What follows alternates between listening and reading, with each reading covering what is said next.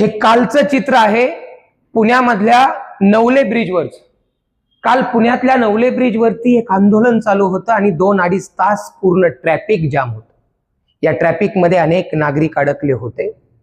जेव्हा मी या ट्रॅफिक मध्ये अडकलो आणि समजलं की हे ट्रॅफिक नेमकं का झालंय, तेव्हा मन प्रचंड सुन्न झालं। कारण भोरमध्ये घडलेली घटना, 3 वर्षाच्या मुलीवरती नराधमानं केलेला अत्याचार आणि त्यातून या मुलीचा झालेला मृत्यू, आणि त्यासाठी मुलीचे वडील या लेकराच्या मृत्यूचा न्याय मागण्यासाठी आंदोलनाला बसले होते। आज जर अशा प्रकारच्या प्रवृत्ती, अशा प्रकारची विकृती आणि अशी मनोवृत्ती जर समाजात असेल ना, तर अशा नराधमांना केवळ एकच न्याय मिळाला पाहिजे, ते म्हणजे एन्काउंटर। दुसरा पर्याय नाही। होय, या महाराष्ट्रामध्ये अशा प्रकारचे समाजकंटक या समाजात असतील, असे नराधम असतील। आज त्या लेकीच्या बापाच्या यातना काय असतील, त्या लेकीच्या बापाच्या वेदना काय असतील। 3 वर्षाचं लेकरू गमावलंय, तेही अशा पद्धतीनं।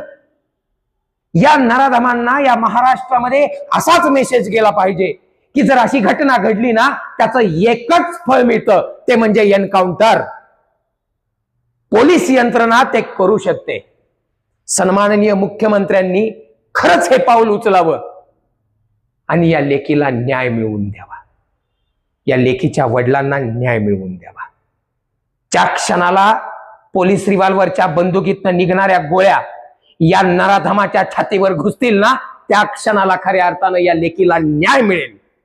आणि सन्माननीय मुख्यमंत्री महोदयांनी हे सिद्ध करून दाखवावं की हा महाराष्ट्र एका सुरक्षित आणि जबाबदार हातामध्ये आहे, आणि हा निर्णय घ्यावा। समाजकंटकांना, या नराधमांना, अशा प्रकृतीला, अशा विकृतीला या महाराष्ट्रामध्ये काय फळ मिळतं ना, हे सिद्ध होईल। याची गरज आहे, या निर्णयाची गरज आहे। सन्माननीय मुख्यमंत्री महोदय हा निर्णय घ्यावा, हात जोडून आपणास विनंती आहे।